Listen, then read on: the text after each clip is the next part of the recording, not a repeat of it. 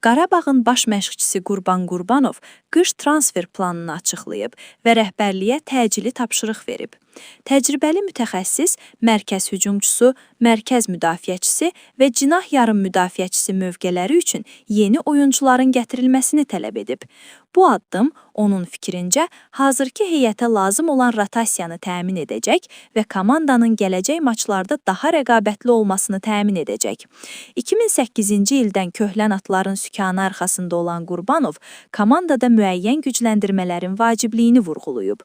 Onun sözlərinə görə qış transfer pəncərəsi həm heyətin keyfiyyətini artırmaq, həm də Çempionlar Liqasında qarşıdakı çətin maçlarda uğur qazanmaq üçün əhəmiyyətlidir. Yanvar ayında Qarabağı Çempionlar Liqasında 2 vacib qarşılaşma gözləyir.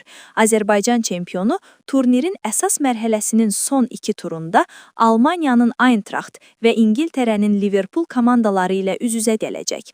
Komanda öncə Bakıda almanları qəbul edəcək, ardınca İngiltərəyə səfər edəcək.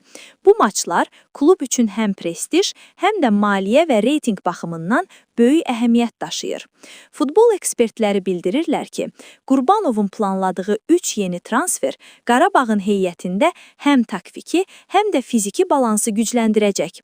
Bu, xüsusilə Çempionlar Liqasındakı ağır rəqiblərə qarşı komandaya əlavə dinamika və rəqabət qabiliyyəti qazandıracaq.